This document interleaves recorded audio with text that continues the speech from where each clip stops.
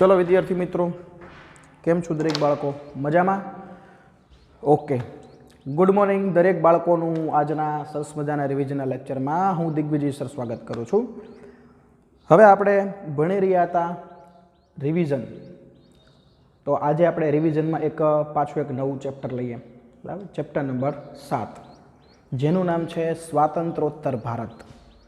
आपणो देश आजाद थयो त्यार पछीनी आपणा देशनी जे परिस्थिति हती तेना विषे आपणे आ चेप्टरनी अंदर शुं करवानुं छे? अभ्यास करवानो छे, बराबर छे। आपणो देश आजाद थयो त्यार पछीनी जे आपणा देशनी परिस्थिति छे एना विषे आपणे आजे अहींया अभ्यास करशुं। हवे जो सौथी पहेला आ चेप्टरमां आपणे एवुं कीधुं छे के भारत देश ज्यारे आजाद थयो त्यारे तात्कालिक आपणा भारतमां बे समस्याओ उद्भवी थी। केटली समस्याओनो उद्भव थयो तो? बे। एक तो जो देश आजाद थयो, अंग्रेजो आपणा देशने छोड़ीने गया एटले पहेला तो सौथी पहेला तो देशनी शासन व्यवस्था एनो क्रम पहेलो आवे। तो देशनी शासन व्यवस्था माटे एक तो सौथी पहेला देशनुं शुं घडवानुं हतुं? बंधारण घडवानुं हतुं।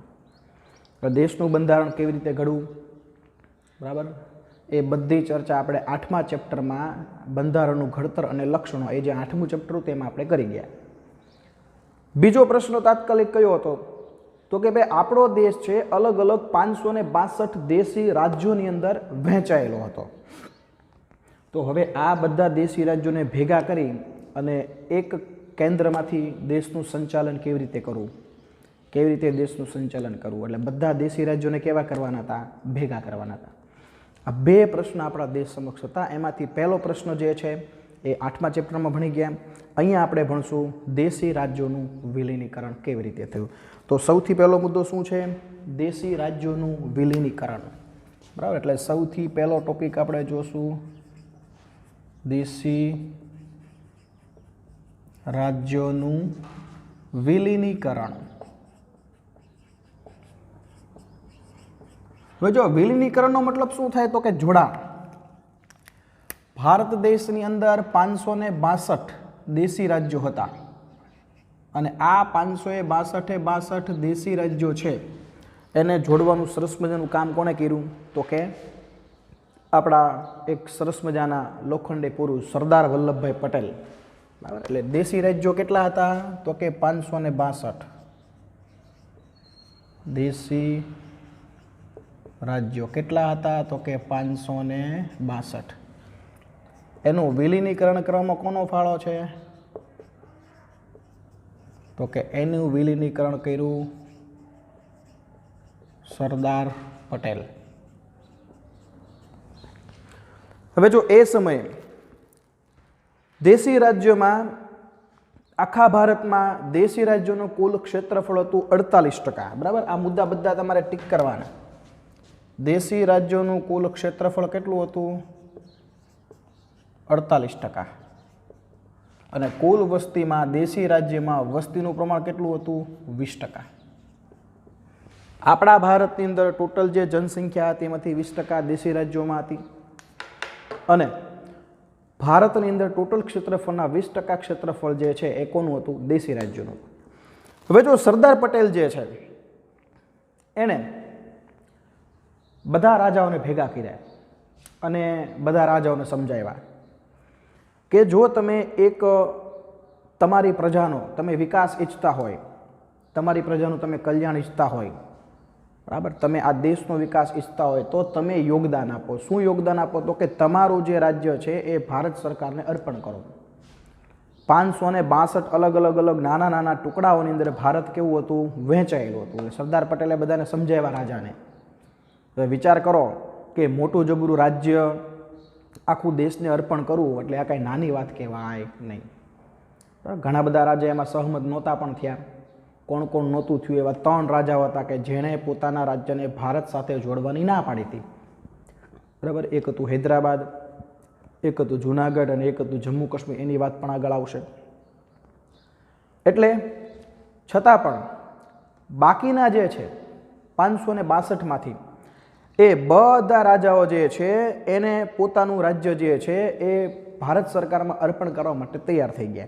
अने सौथी अगत्यनी वात ए छे के आपणा ભાવનગરના રાજા કૃષ્ણકુમારસિંહજી જ્યારે જોડાણ ખત ઉપર સહી કરવાનું આવ્યું, દેશી રાજ્યનું વિલીનીકરણનો પ્રશ્ન આવ્યો, સૌથી પ્રથમ ભારત સરકારને પોતાનું રાજ્ય સોંપનાર રાજા કયા હતા? આપણા ભાવનગરના રાજા શ્રી કૃષ્ણકુમારસિંહજી.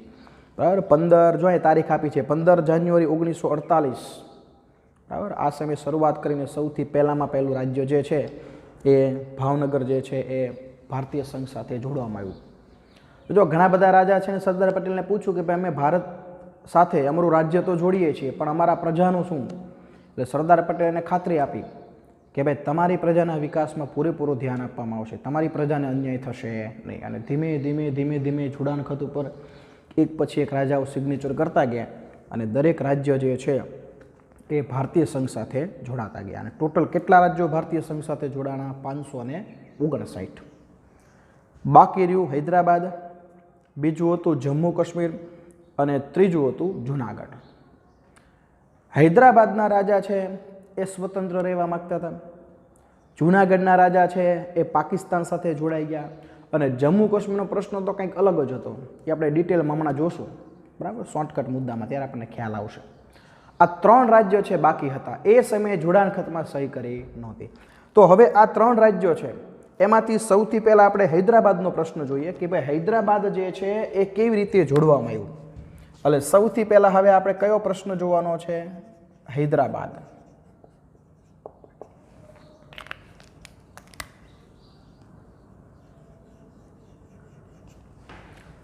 હવે જો હૈદરાબાદના રાજા 15 ઓગસ્ટે જ્યારે આપણો ભારત દેશ સ્વતંત્ર જાહેર થયો, 14 તારીખની મધ્યરાત્રિએ એવી જાહેરાત કરવામાં આવી કે ભાઈ ભારત દેશ અને પાકિસ્તાન દેશના 2 ભાગલા પડે છે, પાકિસ્તાને ભારતમાંથી છૂટું કરવામાં આવે છે. બરાબર. આટલા આટલા વિસ્તાર પાકિસ્તાનમાં, આટલા આટલા વિસ્તાર ભારતમાં. ત્યારથી હૈદરાબાદના રાજાએ નક્કી કર્યું હતું, નિઝામે, કે ભાઈ ભારત સ્વતંત્ર થાય પછી ભૌગોલિક રીતે કે વૈચારિક રીતે હું પાકિસ્તાન સાથે પણ જોડાવાનો નથી અને હું ભારત સાથે પણ જોડાવાનો નથી. હું મારા હૈદરાબાદને સ્વતંત્ર રાખવા ઈચ્છું છું. હવે જો આવું શું કામ કીધું? અંગ્રેજો જ્યારે ભારત છોડીને ગયા ત્યારે એને ભારતના જે લોકો છે એને ઓપ્શન આપેલા રાજાઓને. બરાબર.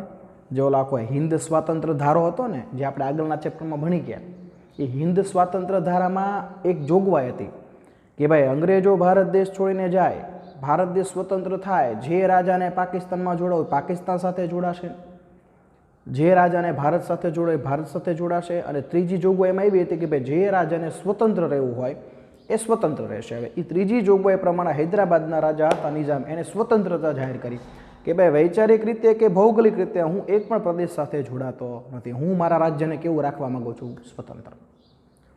હવે જો સરદાર પટેલે પહેલાં તો નિઝામ વતી ઘણા બધા જે એના હોય ને અધિકારીઓ, એ વાતચીત કરવા માટે સરદાર પટેલ સાથે આવે. સરદાર પટેલે સમજાવ્યા કે ભાઈ લોકોનો મિજાજ એવો છે કે તમે ભારત સાથે જોડાઈ જાઓ. બરાબર. કારણ કે આજુબાજુ આખું ભારત અને વચ્ચે હૈદરાબાદ, તમે સ્વતંત્ર વિકાસ કરી શકશો નહીં, સ્વતંત્ર તમે રહી શકશો નહીં. ભવિષ્યમાં ગમે ત્યારે ભારત સાથે, ભારતીય સંઘ સાથે તમારે જોડાવવું જ પડશે, રાજા મહિના નહીં.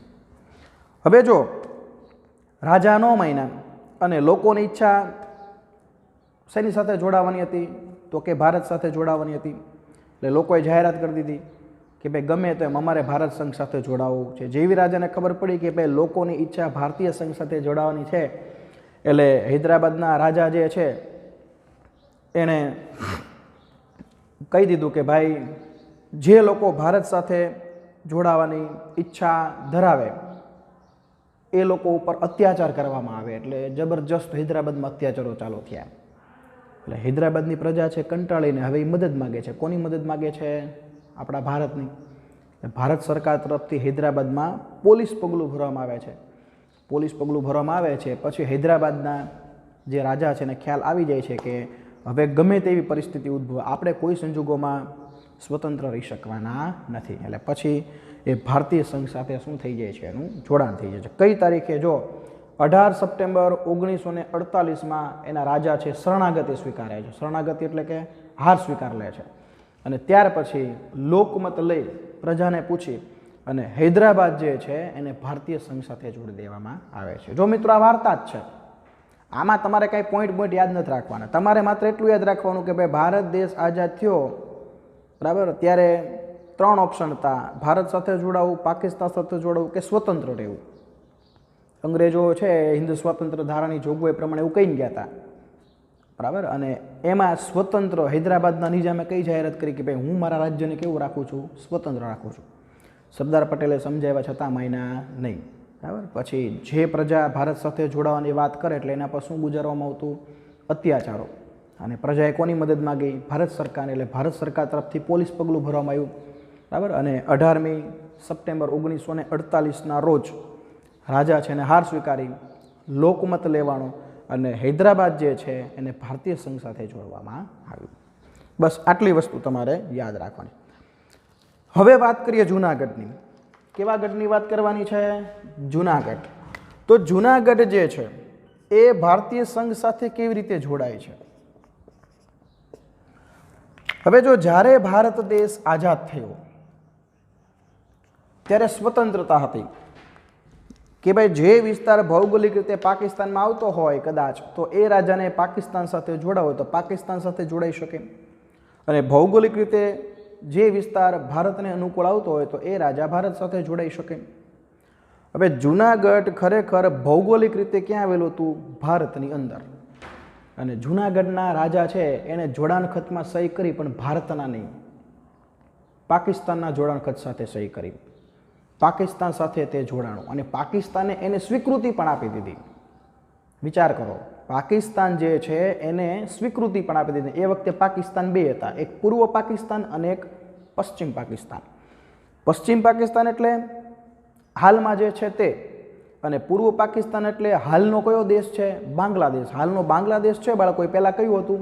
પૂર્વ પાકિસ્તાન હતું. હવે જેવું જૂનાગઢના રાજાએ જાહેરાત કરી કે અમે પાકિસ્તાનના જોડાણ ખતમાં સહી કરીએ છીએ, પાકિસ્તાનમાં જોડાય છે, એટલે તરત જ લોકોને એનો વિરોધ દર્શાવ્યો, વિરોધ પ્રદર્શન કર્યું. કારણ કે લોકોને કોની સાથે જોડાવાની ઈચ્છા હતી? ભારત. ભૌગોલિક રીતે જૂનાગઢ ક્યાં આવેલું હતું? ભારત. એટલે જૂનાગઢના નાગરિકોએ મુંબઈની અંદર આરજી હુકુમતની સ્થાપના કરી. આ વાક્ય છે, ટીક કરજો. જૂનાગઢના નાગરિકોએ, જૂનાગઢના નાગરિકો ક્યાં આગળ? તો કે મુંબઈની અંદર. કઈ હુકુમત? આરજી હુકુમત.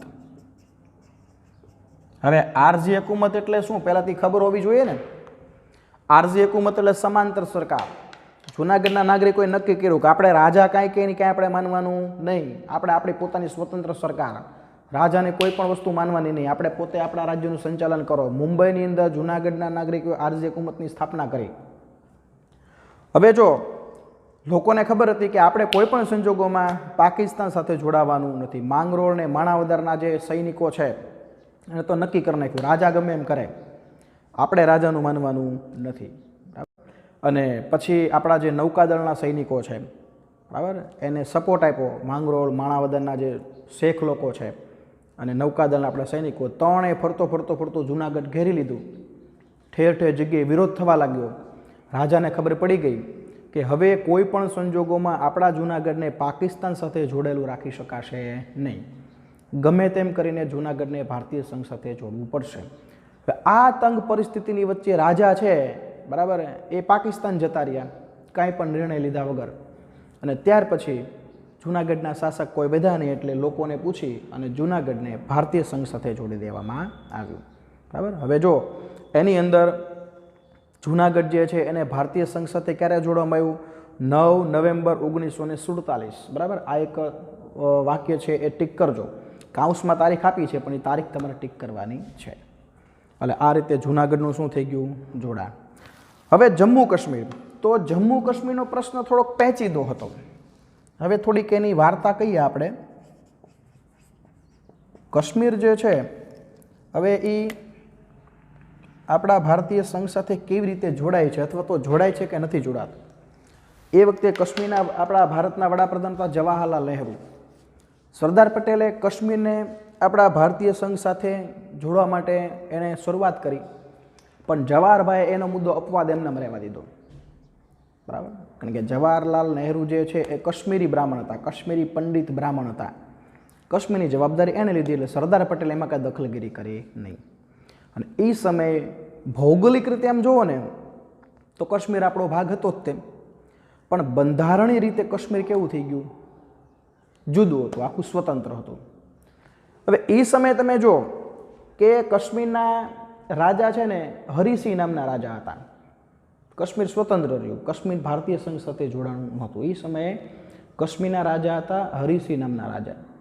હવે એ જ સમયે કાશ્મીર સ્વતંત્ર રહ્યું, જેવી પાકિસ્તાનને ખબર પડી એટલે પાકિસ્તાનની સેનાએ તરત જ જમ્મુ કાશ્મીર જેવો સ્વર્ગ જેવો વિસ્તાર તેના ધ્યાનમાં હતો તે મેળવવા માટે ઈસવીસન 1948માં આ પાકિસ્તાનનું પહેલું આક્રમણ. ડાયરેક્ટ સૈનિકોએ ઘૂસણખોરી કરી, અત્યાચાર, તોડફોડ.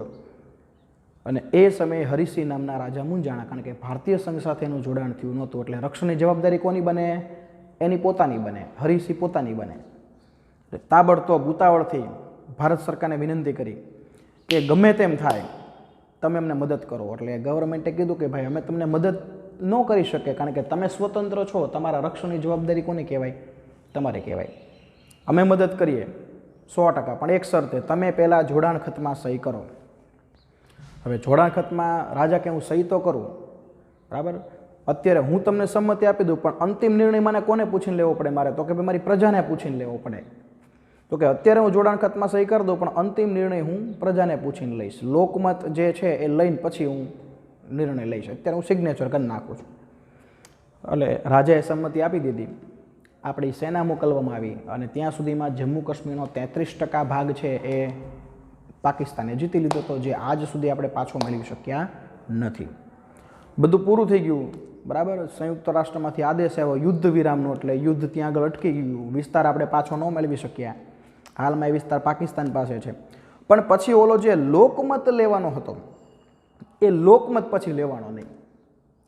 એટલે જ્યારે બંધારણ ઘડવામાં આવે ને ત્યારે તમે જોજો કે જમ્મુ કાશ્મીરની અમુક સ્વતંત્રતા એમ નામ રહી બંધારણીય રીતે.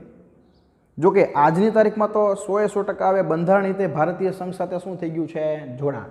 આપણને ખબર છે નરેન્દ્ર મોદી છે, બરાબર, એના પ્રયત્નથી બંધારણીય એવી અમુક કલમો હતી કે જેના કારણે એની સ્વતંત્રતા ભોગવતો એ બધી કલમો કેવી કરી નાખી? રદ કરી નાખી. અને ત્યાર પછી જમ્મુ કાશ્મીર આજે બંધારણીય રીતે અને ભૌગોલિક રીતે ભારતનું શું બની ગયું છે? અંગ બની ગયું છે. એટલે એ સમયે આ જે જવાહરલાલ નહેરુ જે છે એના અમુક પ્રસ્તાવના કારણે જમ્મુ કાશ્મીર કેવું રહી ગયું હતું? સ્વતંત્ર. તો એને પણ પછી ભારતીય સંઘ સાથે જોડી દેવામાં આવ્યું. હવે જો આપણે જ્યારે આઝાદ થયા ઈસવીસન 1947 15 ઓગસ્ટ, માત્ર ને માત્ર ઇંગ્લેન્ડના અંગ્રેજો જે છે એ માત્ર આપણા દેશમાંથી ગયા હતા. હજી આપણા દેશમાં ફ્રેન્ચ લોકો અને પોર્ટુગીઝ સત્તાના વિસ્તારો હજી હતા. મતલબ કે અંગ્રેજોના રહ્યા સહ્યા અવશેષો હજી આપણા દેશમાં હતા. હવે એને આપણે કાઢવાના હતા. હવે એમાંથી સૌપ્રથમ આપણે ફ્રેન્ચ લોકો જે છે એને ભારતમાંથી કાઢવા માટે આપણે કેવો કેવો પ્રયત્ન કર્યો એના વિશે જોઈએ. એટલે સૌથી પહેલાં આપણે જોશું હવે ફ્રેન્ચ, બરાબર. જે ફ્રેન્ચ જે છે એને ભારતીય સંઘમાંથી આપણે કેવી રીતે દૂર કરીએ છીએ એના માટે આપણે જોઈએ. તો જો અહીંયા આપણને શું કીધું છે કે ભાઈ ફ્રેન્ચ લોકોના હાથમાં આપણા ઘણા બધા વિસ્તારો હતા. દાખલા તરીકે જો એ નામ લેખા છે, પોંડિચેરી છે, કરાઈકલ છે, ચંદ્રનગર છે, માહે અને યનમ. આ જે 5 વિસ્તારો હતા ત્યાં આગળ હજી ફ્રેન્ચો વહીવટ કરતા હતા. 100% આપણો દેશ હજી સ્વતંત્ર થયો નહોતો. 1947ની અંદર 15 ઓગસ્ટના રોજ આપણો દેશ માત્ર ને માત્ર ઇંગ્લેન્ડના અંગ્રેજોથી સ્વતંત્ર થયો હતો. 100% આપણો દેશ હજી સ્વતંત્ર નહોતો થયો. હજી આપણા દેશમાં પોર્ટુગીઝ અને ફ્રેન્ચ આ બંનેના રહ્યા સહ્યા અવશેષો હજી હતા. હવે ફ્રેન્ચોને કાઢવા માટે સૌથી પહેલાં તો આપણે પહેલું સ્ટેપ કયું હતું? તો પહેલું સ્ટેપ હતું પોંડિચેરીમાં એક વિશાળ સભા યોજી 1948ની અંદર અને હિન્દ છોડોનું એલાન આપ્યું. સૌથી પહેલું સ્ટેપ કયું? તો કે પોંડિચેરીની અંદર એક સભાનું આયોજન કરવામાં આવ્યું અને હિન્દ છોડો આનું શું આપવામાં આવ્યું? એલાન. પોંડિચેરીમાં લોકો ભેગા થયા, બરાબર. જેટલા જેટલા ફ્રેન્ચના તાબા હેઠળ જેટલા વિસ્તાર હતા એ બધા વિસ્તારના લોકો પોંડિચેરી ભેગા થયા, નક્કી કર્યું કે આખો દેશ અમારો બેટો આઝાદ થઈ ગયો. ઇંગ્લેન્ડના અંગ્રેજોને ભગાડ્યા. હવે ઇંગ્લેન્ડના અંગ્રેજો તો તમે વિચાર કરો, એની સત્તા તો કેટલી મોટી જબરી હતી, કેટલા મોટા વિસ્તારનું શાસન હતું. તો જો આવડો આખો દેશ આઝાદ થયો હોય તો આપણે આ 5 વિસ્તારો છે, આપણે પણ સ્વતંત્ર થવું જોઈએ. આપણે આપણા ભેગા થાવ, આપણી પર જે ફ્રેન્ચોનો કબજો છે એનાથી આપણે પણ સ્વતંત્રતા મેળવો. પોંડિચેરીમાં ભેગા થયા, હિન્દ છોડોનું એલાન આપ્યું. 1950 સુધી આપણે એવો પ્રયત્ન કર્યો કે ભાઈ ફ્રેન્ચ લોકો સાથે સમજાવટ કરો. જો સમજીને વાટાઘાટોથી આનો અંત આવતો હોય ને જો એ સત્તા છોડીને જતા હોત તો આગળ આપણે કોઈ પગલું ભરવું નથી, મતલબ કે કોઈ આક્રમણકારી એવું પગલું ભરવું નથી. આપણે પહેલાં બંધારણીય માર્ગ અપનાવ્યો, પણ ફ્રેન્ચો જે છે માને તેમ હતા નહીં. હવે ત્યાર પછી એક મુક્તિ સેના રચવામાં આવી. શું રચવામાં આવ્યું? મુક્તિ સેના. લોકોએ કઈ સેના રચી? મુક્તિ સેના. હવે આપણા ભારતના 5 જે વિસ્તારો છે એને ફ્રેન્ચોના કબજામાંથી મુક્ત કરવા માટે મુક્તિ સેનાની રચના કરવામાં આવી. કેટલા બધા સ્વયંસેવકો જોડાણા. હવે આ મુક્તિ સેના માત્ર ને માત્ર શેના માટે હતી? ફ્રેન્ચોના તાબા હેઠળથી સ્વતંત્ર થવા માટે.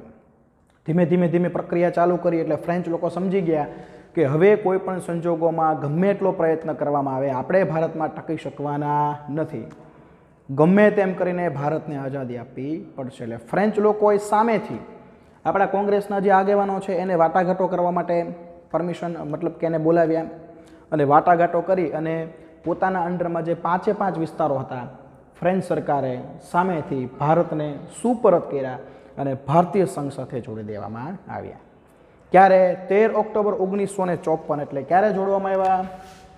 તેનું જોડાણ ક્યારે થયું? તો કે જોડાણ થયું 1954. એટલે હવે જો ઈસવીસન 1954ની અંદર આપણા ભારતમાંથી ફ્રેન્ચ પ્રજાતિ છે એ વિદાય લે છે.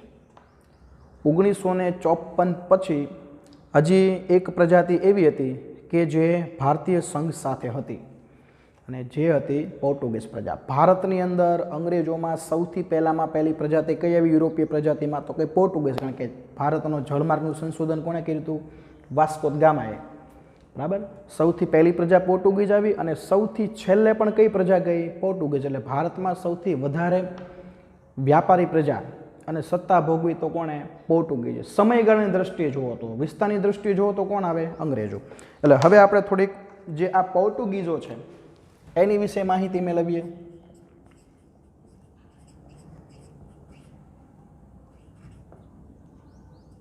હવે જો પોર્ટુગીઝ છે એની શાસન સત્તા ક્યાં સુધી મર્યાદિત હતી? તો કે એક તો દીવ, બીજું છે દમણ અને ત્રીજું છે ગોવા. દીવ, દમણ ને ગોવા ચાલો એક સાથે જોવા. દીવ, દમણ અને ગોવા આ 3 સત્તાઓ છે એ કોના હાથમાં હતી? પોર્ટુગીઝ. જો કે શરૂઆતમાં જ્યારે પોર્ટુગીઝ આવે ને ત્યારે હાથમાં ઘણા બધા વ્યાપારી મથકો હતા, પણ આ બધું 8માં તમે ભણી ગયા કે ઇંગ્લેન્ડના અંગ્રેજો આવે છે એટલે આ પોર્ટુગીઝ સાથે સત્તા સંઘર્ષ કરે છે અને મોટાભાગના મથકો ઉપર કબજો જમાવી લે છે, આના હાથમાંથી લઈ લે છે અને છેલ્લે પછી પોર્ટુગીઝ લોકો પાસે 3 જ વ્યાપારી મથકો વધે છે, દીવ, દમણ અને ગોવા. બરાબર. એમાં ગોવા છે ને એ તો પોર્ટુગીઝની પ્રતિષ્ઠા હતી. આમ કહેવાય ને રાજધાની. કેમ કહેવાય કે ભાઈ બધો વહીવટ જ્યાંથી કરતા હોય એ રાજધાની કહેવાય, એમ ગોવા એની રાજધાની તરીકે હતું, પ્રતિષ્ઠા હતી એની. બધો ગોવાથી વહીવટ થતો, દીવ અને દમણ. હવે જો દીવ, દમણ ને ગોવા આ 3માંથી આઝાદ થવા માટે, કારણ કે હવે તમે જો હવે તો લગભગ આખો દેશ આઝાદ થઈ ગયો હતો, માત્ર દીવ, દમણ અને ગોવા આ 3 વિસ્તારના લોકો છે એ ગુલામી ભોગવતા હતા. કોના અંડરમાં? પોર્ટુગીઝ સત્તાના અંડરમાં. એટલે એ લોકોએ એક આંદોલન ચાલુ કર્યું, ગોવા મુક્તિ આંદોલન. ગોવા મુક્તિ આંદોલન. બરાબર. ગોવાને મુક્ત કરવા માટેનું આંદોલન. જેવું પોર્ટુગીઝ લોકો ગોવા મુક્ત કરે એટલે ઓટોમેટિક દીવ અને દમણ કેવા થઈ જાય? સ્વતંત્ર થઈ જ જાય. કારણ કે દીવ અને દમણનો બધો વહીવટ ક્યાંથી થતો હતો? ગોવામાંથી. હવે જો પોર્ટુગીઝ સત્તાવાળા છે ને, પોર્ટુગીઝ લોકો તો ફ્રેન્ચ લોકો કરતાં એકદમ જિદ્દી હતા. કોઈ પણ સંજોગોમાં પોર્ટુગીઝ લોકો જે છે એ ગોવા છોડવા માંગતા ન હતા.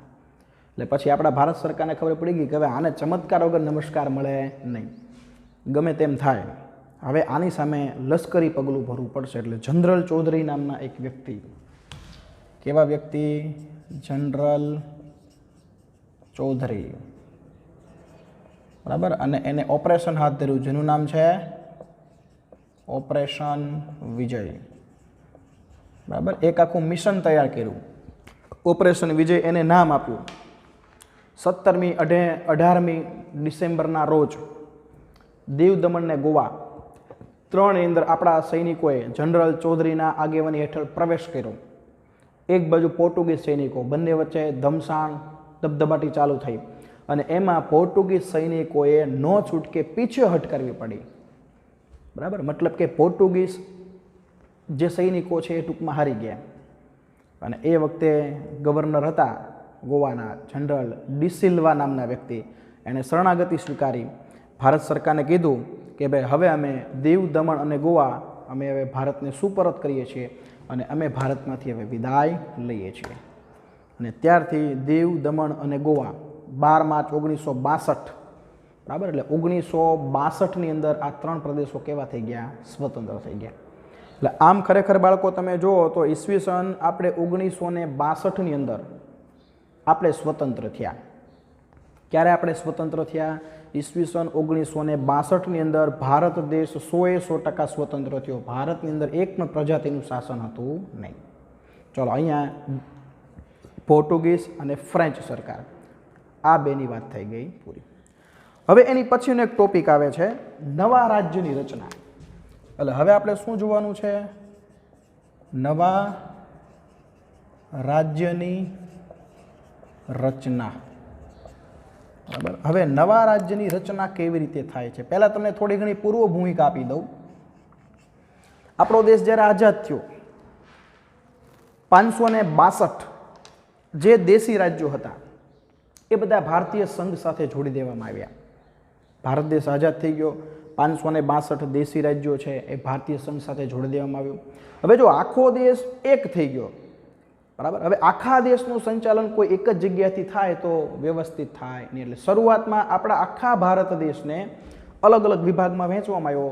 અ, બ, ક અને ડ. અની અંદર ઘણા બધા વિસ્તારો જોડવામાં આવ્યા, બ ની અંદર ઘણા બધા વિસ્તારો જોડવામાં આવ્યા, ક ની અંદર ઘણા બધા વિસ્તારો જોડવામાં આવ્યા અને ડ ની અંદર, બરાબર. એમાં જો આમાં લખેલું છે, બરાબર, કે ભાઈ અ ની અંદર કયા કયા વિસ્તારો? તો કે મુંબઈ, અસમ, આંધ્રપ્રદેશ, પંજાબ, ઉત્તર પ્રદેશ, બિહાર, મદ્રાસ, ઓરિસ્સા, પશ્ચિમ બંગાળ. બ ની અંદર તો કે જમ્મુ કાશ્મીર, હૈદરાબાદ, મૈસૂર, મધ્ય ભારત, રાજસ્થાન, સૌરાષ્ટ્ર, ત્રાવણકોર, કોચીન, પેપ્સુ, બરાબર. ક ની અંદર તો કે ભાઈ અજમેર, ભોપાલ, કુર્ગ, દિલ્હી, બિલાસપુર વગેરે જેવા. અને ડ ની અંદર અંદમાન નિકોબાર, બરાબર. અને બસ અંદમાન નિકોબાર આ બે. હવે જો પરિસ્થિતિ શું ઉદ્ભવી? અ, બ, ક અને ડ, બરાબર. અ, બ, ક અને ડ. હવે આ જે આખી વ્યવસ્થા છે ને એ ટેમ્પરરી હતી, અમુક સમય પૂરતી. હવે લોકોની અંદર એવી માંગ ઉદ્ભવી કે ભાઈ આ અ, બ, ક, ડ છે ને એ તમે કેન્સલ કરો. અને લોકોએ માંગણી કરી કે ભાઈ આખા ભારતને ભાષા પ્રમાણે એના નવા રાજ્ય બનાવો. એટલે શેની જરૂરિયાત ઊભી થઈ? નવા રાજ્યની રચનાની. એટલે સરસ મજાની એક કમિટી બનાવવામાં આવી, બરાબર, જેનું નામ આપ્યું રાજ્ય પુનર્રચના પંચ, બરાબર. કમિટીનું નામ શું આપવામાં આવ્યું? રાજ્ય પુનર્રચના પંચ. હવે જો આ કમિટીમાં કોણ કોણ સભ્યો હતા? એક હતા હૃદયનાથ કુંજરુ અને બીજા વ્યક્તિ હતા કે.એમ. પનીકર, બરાબર. આ બંનેની અધ્યક્ષપણા હેઠળ આખી કમિટી રચવામાં આવી. હવે આ કમિટીને કામ કયું કરવાનું હતું? આખા ભારત દેશનો અભ્યાસ કરવાનો કે ભાઈ બહુમતીમાં કેટલી કેટલી ભાષાઓ બોલાય છે, બરાબર, માતૃભાષા. એણે અભ્યાસ કર્યો અને એ અભ્યાસ કરીને આખો એને સરસ મજાનો એક આખો અહેવાલ તૈયાર કર્યો કે ભાઈ ભારતમાં બહુમતીમાં કેટલી કેટલી ભાષાઓ બોલાય છે. કારણ કે હવે આપણે આખા ભારતને અ, બ, ક, ડ કેન્સલ કરી અને બધા વિસ્તારને કયા પ્રમાણે વહેંચવામાં હતા? ભાષા પ્રમાણે વહેંચવાના હતા. કારણ કે લોકોએ માંગણી કરી હતી કે ભાષા પ્રમાણે રાજ્ય બનાવો. જ્યાં બહુમતીમાં જે ભાષા બોલાતી હોય એનું પર્ટિક્યુલર એક રાજ્ય આપો. દાખલા તરીકે ગુજરાતી ભાષા બોલાય છે તો આપણું રાજ્ય કયું છે? ગુજરાત. मराठी भाषा बोलाय छे तो एनुं आखुं राज्य कयुं छे? महाराष्ट्र। जो कि महाराष्ट्र ने गुजरात बे केवुं हतुं पहेला? भेगुं हतुं। आखुं संयुक्त राज्य बॉम्बे हतुं। ए आपणे आगळ आवशे हमणां। तो आ जे कमिटी छे ए आखी कमिटी बनी, एने आखा भारतनो अभ्यास कर्यो। अभ्यास करीने संसदनी अंदर एणे बधी भलामणो रजू करी અને 1956 એક કાયદો બનાવવામાં આવ્યો। કઈ સાલમાં? ઈસવીસન 1956 ની અંદર એક ધારો એટલે એક કાયદો અમલમાં આવ્યો અને એ 1956ના કાયદા પ્રમાણે અ બ ક અને ડ એ આખું કેન્સલ થઈ ગયું અને ભાષા પ્રમાણે નવા 20 રાજ્યોની રચના કરવામાં આવી। કેટલા રાજ્ય બન્યા? ભાષા પ્રમાણે 20 રાજ્યો બન્યા। भाषाना आधारे 20 राज्य અને 6 केन्द्र शासित 20 टोटल भाग हता। हवे आ 20 नी अंदरथी 20 टुकड़ाओनी अंदरथी आ जे 20 छे एमां 14 जे छे ए राज्यो हता, बराबर, અને 6 शुं हतुं? तो के केन्द्र शासित प्रदेशो। बराबर, आ खाली आंकड़ाओ याद राखवाना छे। 20 शुं हता? टोटल भाग भाषाना आधारे। आ 20 राज्योमांथी टोटल छे ए स्पष्ट चोख्खा राज्यो हता અને એમાંથી 6 હતા કેન્દ્ર શાસિત પ્રદેશો। હવે જો અહીંયા આગળ તમને એ 20 રાજ્યો છે ને, 14 રાજ્યો છે અને જે કેન્દ્ર શાસિત પ્રદેશો છે નામ લખેલા છે, બરાબર। આંધ્રપ્રદેશ છે, અસમ છે, ઓરિસ્સા, કર્ણાટક, કેરેલા, ઉત્તર પ્રદેશ, બરાબર। ખાલી નામ છે એટલે આપણે બધાના નામ વાંચતા નથી। અને કેન્દ્ર શાસિત પ્રદેશો કેટલા હતા? 6 હતા। 14 ને 6 ટોટલ આખા દેશને અ બ ક ડ કેન્સલ કરીને કેટલા ભાગમાં વહેંચવામાં આવ્યો? તો કે ભાઈ 20 ભાગની અંદર આખો દેશ છે એ વહેંચાઈ ગયો। હવે જો છેલ્લે ગુજરાત અને મુંબઈ, મહારાષ્ટ્ર, આ બે કેવું હતું? ભેગું હતું, જેને સંયુક્ત રાજ્ય બોમ્બે તરીકે ઓળખવામાં આવતું।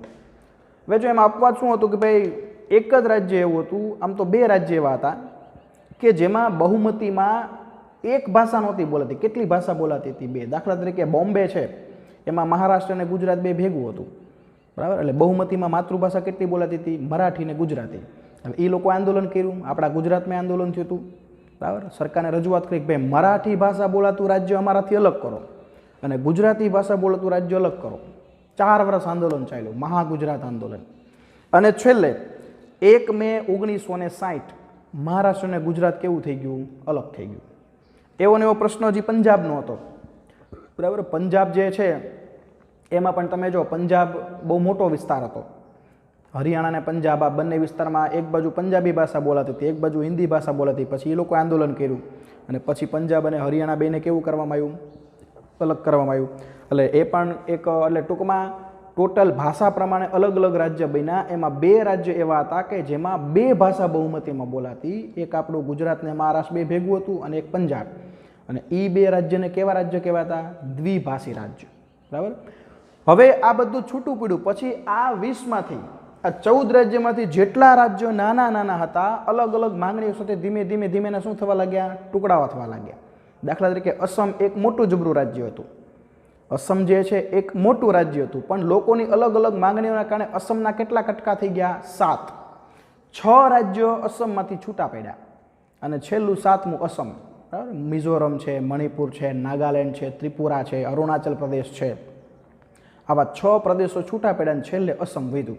એટલે અસમ એકમાંથી કેટલા રાજ્ય બન્યા પાછા? તો કે 7 રાજ્યો બન્યા, બરાબર। હવે જો એની અંદર આપણને નીચે ઘણી બધી માહિતી આપી છે, બરાબર, કે ભાઈ ટોટલ હાલની દ્રષ્ટિએ 29 રાજ્યો અને બાકી કેન્દ્ર શાસિત પ્રદેશો, ટોટલ 35 જેટલા ઘટકો અત્યારે આજની તારીખમાં આપણા દેશમાં છે। એ 35ના જો અહીંયા નામ લખેલા છે, બરાબર। હવે એ નામ વાંચવા માટે સમય બગાડશું નહીં, પણ ઉપર એક માહિતી આપી છે કે ભાઈ મોટા મોટા જે રાજ્યો હતા એમાંથી પાછા કટકા થવા લાગ્યા, બરાબર। દાખલા તરીકે જો 2000ની સાલમાં બિહારમાંથી કયું રાજ્ય છૂટું પડ્યું? ઝારખંડ। એટલે બિહાર ને ઝારખંડ પહેલાં કેવા હતા? ભેગા હતા।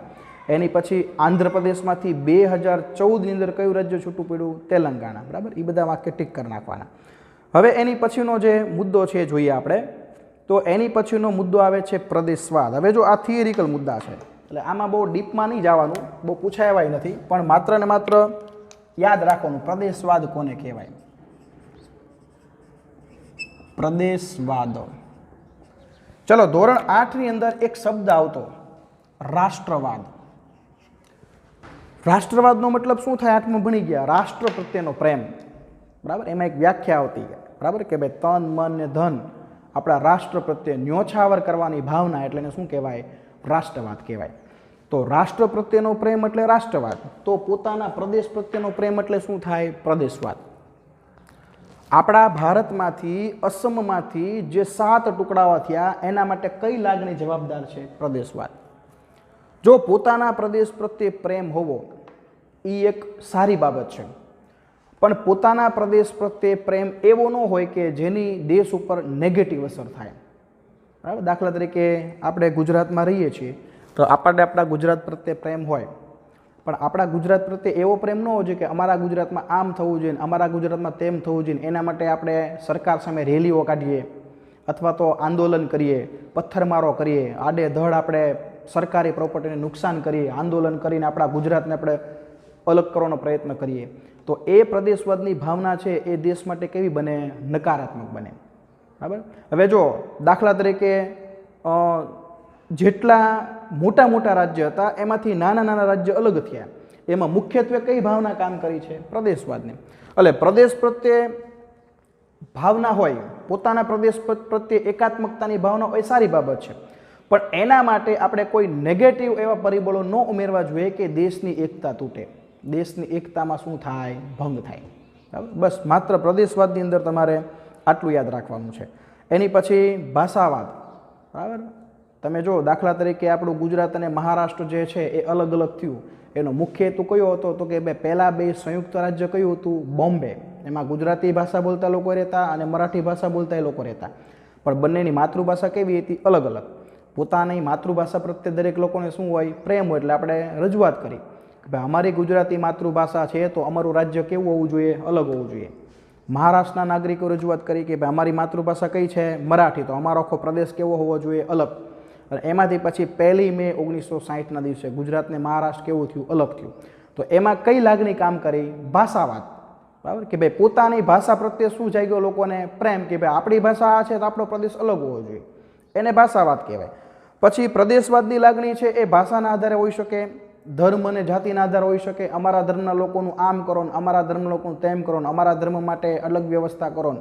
એટલે ઘણીવાર તમે જો પ્રદેશવાદની લાગણી છે એમાં મુખ્યત્વે કયા કયા પરિબળો કામ કરતા હોય છે તો યાદ રાખવાનું. એક તો પરિબળ કામ કરે છે કયું?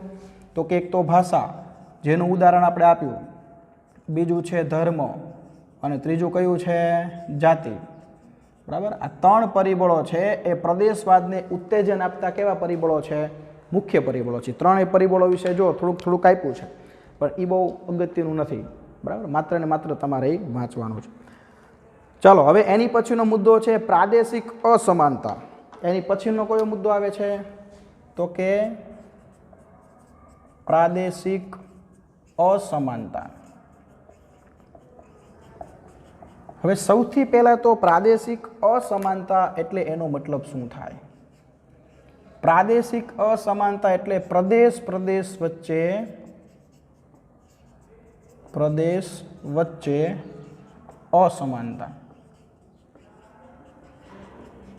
તમે આપણા ભારત દેશની અંદર માર્કિંગ કરો જો વિકાસની દ્રષ્ટિએ, તો તમને દરેક પ્રદેશો છે એમાં વિકાસ એક સરખો જોવા મળશે નહીં. ઘણા બધા રાજ્યો એવા હશે કે વિકાસમાં એ બહુ આગળ પડતા હશે, જે સમૃદ્ધ હશે, અને ઘણા બધા રાજ્ય એવા પણ હશે કે જે વિકાસમાં બહુ પાછળ હશે, અને ઘણા બધા રાજ્ય એવા પણ હશે કે જેનો વિકાસ કેવો હશે? બહુ વિકાસમાં પાછળ નહીં હોય અને બહુ વિકાસમાં આગળ નહીં હોય, જે મધ્યમ વિકસિત રાજ્યો કહેવાય. હવે જો આપણી સરકાર વિકાસ માટે આયોજન તો એક સરખું જ બનાવે છે. આપણી જે ભારત સરકાર છે એ જ્યારે વિકાસ માટે કોઈ પણ આયોજન બનાવે ત્યારે દરેક રાજ્ય માટે કેવું હોય? એક સરખું હોય. દરેક રાજ્ય માટે વિકાસ માટે આયોજન કે અલગ અલગ બનતું નથી. તો દરેક રાજ્યનો વિકાસ એક સરખો શું કામ નથી થતો? તો એની પાછળ ઘણા બધા પરિબળો કામ કરતા હોય. દાખલા તરીકે દરેક પ્રદેશની વસ્તી અસર કરતી હોય, પછી દરેક પ્રદેશમાં જમીનમાં રહેલી ખનિજો, ઘણા બધા પ્રદેશો ખનિજોથી સમૃદ્ધ હોય તો વિકાસ એનો સારો થાય. ઘણા બધા પ્રદેશોમાં ખનિજોનું પ્રમાણ ઓછું હોય તો ઔદ્યોગિક વિકાસ એનો ઓછો થાય. પછી વરસાદનું પ્રમાણ એટલે કે આબોહવાકીય પરિબળો છે, બરાબર. જે રાજ્યમાં દાખલા તરીકે વરસાદ પુષ્કળ પડતો હોય તો એ ખેતીમાં આગળ હોય, ઘણા બધા રાજ્યમાં વરસાદ ઓછો પડતો હોય તો એ ખેતીમાં કેવો હોય? પાછળ. અને બીજું એક પરિબળ છે અંગ્રેજોનું શાસન. અંગ્રેજો જ્યારે ભારત દેશમાં શાસન કરતા હતા ત્યારે અંગ્રેજોને જેટલા પ્રદેશમાંથી પોતાને લાભ મળતો હતો ત્યાં એને બધી સુવિધા વિકસાવી, એના વિકાસમાં એને વધારે ધ્યાન આપ્યું. એ બધા રાજ્યો છે ને, વિસ્તારો, એ પહેલેથી વિકાસમાં કેવા છે? આગળ જ છે. અને જ્યાં એને કોઈ પણ પ્રકારનો લાભ મળતો નહોતો એ બધા વિસ્તારોમાં એને કાંઈ સુવિધા પણ ન વિકસાવી અને એના વિકાસમાં એને ધ્યાન ન આપ્યું. એટલે એ બધા વિસ્તારો પહેલેથી તે વિકાસમાં કેવા છે? પાછળ છે. એટલે આ પ્રદેશમાં વિકાસની દ્રષ્ટિએ જે અસમાનતા છે એને કેવી અસમાનતા કહેવાય? તો કે પ્રાદેશિક અસમાનતા કહેવાય. બરાબર. હવે જો આપણા ભારતમાં એવું છે, ઘણા બધા રાજ્ય વિકાસમાં બહુ આગળ છે, બરાબર, તો એને ખૂબ જ આગળ પડતા વિકસિત રાજ્યો એને કહેવાય. ઘણા બધા રાજ્ય વિકાસમાં બહુ પાછળ છે તો એને અલ્પ વિકસિત રાજ્યો કહેવાય. અને ઘણા બધા રાજ્યો એવા છે કે જેનો તમે વિકાસ બહુ સારોય ન કહી શકો અને બહુ ખરાબય ન કહી શકો, તો એને કહેવાય મધ્યમ વિકસિત રાજ્યો. બરાબર. એના જો એ નામ આપેલા છે.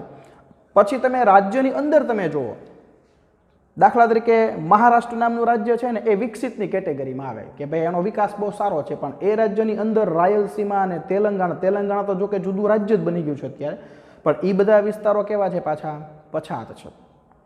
એટલે ઘણીવાર એવું બને કે આખું રાજ્ય છે ને એ વિકસિતની કેટેગરીમાં આવતું હોય, પણ એની અંદર કાંઈ બધા વિસ્તારો છે એ વિકસિત એવું નક્કી નથી. એની અંદર ઘણા બધા વિસ્તારો એવા હોય કે ઘણા બધા વિકાસમાં આગળ હોય, ઘણા બધા વિકાસમાં કેવા હોય? પછાત હોય. એટલે આ પ્રદેશના વિકાસમાં પ્રદેશ વચ્ચે જે અસમાનતા રહેલી છે તેને કહેવામાં આવે છે પ્રાદેશિક અસમાનતા.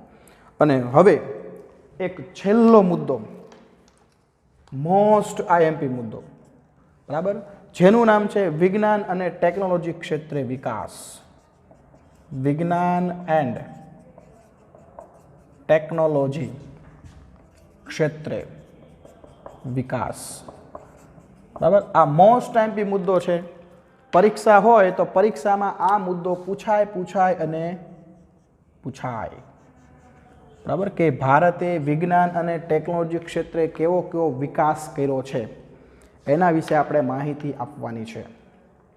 તો એના અમુક પોઈન્ટ પાડી દેવાના, તમારે યાદ રાખવાનું કે ભારત જે છે, સૌથી પહેલાં તમારે શું યાદ રાખવાનું? પહેલાં પ્રસ્તાવના સમજાવવાની. શું સમજાવવાનું? પ્રસ્તાવનામાં છે એ તમારે મોઢે મુદ્દા સમજાવવાના. જો પ્રસ્તાવનામાં શું કીધું છે કે ભાઈ આપણો ભારત દેશ છે એ વિકાસશીલ દેશની કેટેગરીમાં આવે. તમે ધોરણ 10માં આવશો ને ત્યારે આવશે તમારે. આખા દુનિયામાં વિકાસની દૃષ્ટિએ દેશના બે પ્રકાર પડે. જેનો વિકાસ સૌથી સારો થઈ ગયો એને વિકસિત દેશ કહેવાય, અને જેનો વિકાસ હાલમાં ચાલુ હોય એને વિકાસશીલ દેશ કહેવાય. હવે દુનિયાની અંદર જેટલા વિકાસશીલ દેશો છે એમાં જો વિજ્ઞાન અને ટેકનોલોજીમાં આગળ પડતો જો અત્યારે કોઈ દેશ હોય તે કયો દેશ છે? ભારત દેશ છે. અને માત્ર અડધી સદીમાં, બરાબર, વિકાસશીલ દેશોની અંદર માત્ર 50 વર્ષની અંદર આપણે વિજ્ઞાન અને ટેકનોલોજીમાં પુષ્કળ આપણે આગળ વધ્યા છીએ. હવે એનું મુખ્ય કારણ કયું હતું કે આપણા ભારતના વૈજ્ઞાનિકો. પછી એના નામ આપવાના. જો અહીંયા ઘણા બધા નામ આપ્યા છે. ડૉક્ટર હોમી ભાભા છે, રાજા રામન્ના છે, ડૉક્ટર વિક્રમ સારાભાઈ છે, બરાબર, સામ પિત્રોડા છે. પછી આપણા ભૂતપૂર્વ રાષ્ટ્રપતિ અબ્દુલ કલામ, કેવા મહાન વ્યક્તિ, જેને તો ભૂલાય જ નહીં. આ બધા વૈજ્ઞાનિકો જે છે એને કામ કર્યું. હવે આ વૈજ્ઞાનિકો છે એને કેવી સંસ્થામાં કામ કર્યું અને એ બધી સંસ્થાઓના નામ આપવાના કે જે વિજ્ઞાન અને ટેકનોલોજીના વિકાસમાં ફાળો આપતી સંસ્થા છે. તો જો Indian Institute of Sciences, Indian Institute of Technology, પછી ISRO, Indian Space Research Organisation, તો આ બધી સંસ્થાઓ. તો આના કારણે આપણો દેશ વિકાસશીલ દેશોમાં માત્ર ને માત્ર 50 વર્ષની અંદર વિજ્ઞાન અને ટેકનોલોજીમાં આપણે અદ્ભુત વિકાસ કરી શક્યા છીએ. હવે આપણે કયા ક્ષેત્રમાં વિકાસ કર્યો એની માહિતી આપવાની. જો ઘણી મહિલા વૈજ્ઞાનિકોને ફાળો છે, તમારે અહીંયા કોષ્ટક આપેલું છે ટેક્સ્ટબુકમાં, બરાબર. જાનકી એમ્મા છે વનસ્પતિ ક્ષેત્રે, અસીમા ચેટર્જી છે રસાયણશાસ્ત્ર ક્ષેત્રે, શકુંતલા દેવી, કલ્પના ચાવલા, બરાબર, સુનીતા વિલિયમ, આ બધા અવકાશ ક્ષેત્રે સંશોધન કરનાર વ્યક્તિ. હવે સૌથી પહેલાં તો છે ને તમારે માહિતી આપવાની કૃષિની. એટલે પહેલો મુદ્દો તમારે કોની પર ચર્ચા કરવાનો? કૃષિ. ખેતીમાં કેવો વિકાસ કર્યો? તો કે ભૂતકાળમાં ખેતી માટે આપણે પરાવલંબી હતા. આપણે અનાજ બીજા દેશ પાસેથી મગાવવું પડતું. આપણા દેશને ખોરાક માટે જેટલું અનાજ જોઈએ એટલું પણ આપણે ઉગાડી શકતા નહોતા. પણ આપણે હરિયાળી ક્રાંતિ સિદ્ધ કરી. આપણા દેશમાં ઉદ્યોગોનો વિકાસ થયો એટલે રાસાયણિક ખાતર બન્યું, જંતુનાશક દવા બની, નવા ખેતી માટે તમે જો યંત્રો બન્યા. હવે વિજ્ઞાન અને ટેકનોલોજીનો વિકાસ થાય તો જ આ નવા યંત્ર બને, રાસાયણિક ખાતર બને, જંતુનાશક દવા બને, નવી સિંચાઈ યોજનાઓ આપણે બનાવી. તો વિજ્ઞાન અને ટેકનોલોજીના કારણે આ બધા ક્ષેત્રે આપણે અદ્ભુત સિદ્ધિ હાંસલ કરી, જેના કારણે ખેતીના ઉત્પાદનમાં શું થયું? વધારો. હરિયાળી ક્રાંતિ સિદ્ધ કરી આપણે. બરાબર. અત્યારે દુનિયાના દેશોમાં અહીંયાથી અનાજનો આપણે બીજે શું કરીએ છીએ? નિકાસ કરીએ છીએ. આટલી વાત તમારે ખેતીમાં કરવાની. પછી તમારે વાત કરવાનું પરમાણુ. હવે જો પરમાણુમાં શું કીધું છે, તો કે પરમાણુ ટેકનોલોજી ક્ષેત્રે પણ આપણે પુષ્કળ વિકાસ કર્યો છે. બરાબર. આપણા જે ટેકનોક્રેટો છે, આપણા જે વૈજ્ઞાનિકો છે, એ પરમાણુ મથકો બનાવીને ઉર્જાની માંગને પહોંચી વળ્યા છે. પરમાણુમાં કઈ કઈ ખનિજોનો ઉપયોગ થાય? એક તો યુરેનિયમ અને એક થોરિયમ. બરાબર. એમાંથી આપણે વીજળી ઉત્પન્ન કરીએ છીએ. પછી એનો ઉપયોગ કરીને આપણે અણુબોમ્બ બનાવીએ છીએ. બરાબર. અને અણુબોમ્બ બનાવવામાં આપણે સ્વાવલંબીતા સિદ્ધ કરી છે. આપણે કોઈની પર આધાર રાખવો પડતો નથી. એનું જીવતું જગતું ઉદાહરણ. બરાબર. ઓલું પિક્ચર પણ તમે જોયું હશે કે રાજસ્થાનના પોખરણ ખાતે આપણે પરમાણુ પરીક્ષણ કર્યું હતું. બરાબર. અને એમાં આપણને સફળતા મળી હતી. એટલે આપણે પરમાણુ શસ્ત્રોની દ્રષ્ટિએ પણ કેવા બની ગયા છે? સ્વાવલંબી બની ગયા છે. એના માટે એક સરસ મજાની સંસ્થા કામ કરે છે, જે સંસ્થાનું નામ જો આમાં લખેલું છે એ તમારે ટીક કરવાનું છે. બરાબર. ભાભા પરમાણુ સંશોધન ક્ષેત્ર. બરાબર. એ સંસ્થા છે, તમારે ટીક કરવાની છે. પરમાણુની વાત પૂરી થાય પછી તમારે કોની વાત કરવાની? અવકાશ સંશોધન. જો આ ટોપિક ઉપર જ આ ટોપિક જ યાદ રાખવાના. અવકાશ સંશોધન કે ભાઈ અવકાશની અંદર સંશોધન કરવામાં પણ આપણે પુષ્કળ સફળતા મેળવી છે. કેટલા બધા ઉપગ્રહો છે આપણે અવકાશમાં તરતા મૂક્યા છે. દાખલા તરીકે 1975માં આર્યભટ્ટ, ભાસ્કર અને રોહિણી 1979. બરાબર. અને આ ઉપગ્રહ અવકાશમાં તરતા મૂક્યા છે. ને એમાં કઈ સંસ્થાએ મહત્વનો ફાળો આપ્યો છે? તો કે ઈસરો નામની સંસ્થા. બરાબર. અહીંયા તમને આ મુદ્દો દેખાશે નહીં એટલે નીચે લખી નાખીએ અવકાશ સંશોધન. બરાબર. આ બધી સંસ્થા જે છે એમાં ઈસરો નામની સંસ્થા છે, એને ખૂબ જ સરસ કામ કર્યું છે. બરાબર. અવકાશમાં ઘણા બધા ઉપગ્રહો તરતા મૂક્યા છે, જે ઘણા બધા હેતુઓ જેના દ્વારા આપણે સિદ્ધ કર્યા છે. અવકાશ પૂરું થાય એટલે પછી સંદેશા વ્યવહાર. કઈ માહિતી આપવાની? સંદેશા વ્યવહાર. તો કે ભાઈ સંદેશા વ્યવહાર ક્ષેત્રે આપણે બહુ ક્રાંતિ કરી. હવે એમાં તમે મોઢે લખી શકો ઈમેલ છે, ટ્વિટર છે, બરાબર. પછી ટેલિફોન છે, મોબાઈલ ફોન છે. આના દ્વારા સંદેશા વ્યવહાર કેવો બન્યો છે? ઝડપી બન્યો છે. હવે દુનિયાના કોઈ પણ ખૂણામાં માત્ર મિનિટોના અમુક ભાગમાં તમે સંદેશાઓ જે છે એ તમે પહોંચાડી શકો છો. આ તમારે 4 જે છે એ મુખ્ય મુદ્દા છે. પહેલાં ખેતીમાં કેવો કયો વિકાસ કર્યો એના વિશે વાત કરવાની, પરમાણુ ઉર્જામાં કેવો વિકાસ કર્યો પછી એના વિશે વાત કરવાની, અવકાશ સંશોધનમાં કેવો વિકાસ કર્યો એના વિશે વાત કરવાની, અને સંદેશા વ્યવહાર ક્ષેત્રે આપણે કેવી ક્રાંતિ સર્જી એની વાત કરવાની. પછી તમને જનરલી એ પૂછે કે બીજા કયા કયા ક્ષેત્રમાં વિકાસ કર્યો? કે ઉદ્યોગ છે, ઉર્જા છે, કૃષિ છે, બાયોટેકનોલોજી છે.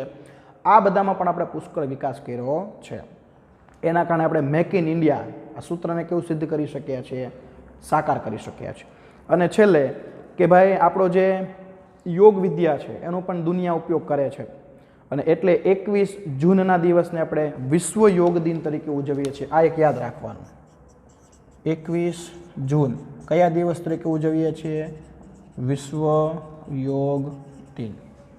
ચાલો અહીંયા આગળ આ તમારું ચેપ્ટર નંબર 7 એ થઈ જાય છે પૂરું. હવે મિત્રો આવતા લેક્ચરની અંદર પાછું એક નવું ચેપ્ટર આપણે સ્ટાર્ટ કરવું. આ જે મુખ્ય જે આ મુદ્દા છે એના આધારે આખું ચેપ્ટર આપણે ભણ્યા. જે મુદ્દા હું થિયરિકલ મોઢે બોલ્યો એ તમારે વાર્તાના સ્વરૂપમાં યાદ રાખવાનું છે. જેટલા ટોપિક એવા છે કે જે મુદ્દા પરથી યાદ રાખી શકાય તેવા છે, એના બોર્ડ ઉપર લખેલા મુદ્દા તમારે યાદ રાખવાના છે. તો અહીંયા આગળ આ ચેપ્ટરનું જે રિવિઝન છે આપણે પૂરું કરીએ છીએ. નેક્સ્ટ લેક્ચરમાં પાછા નવા ચેપ્ટર સાથે આપણે મળશું. Okay, by.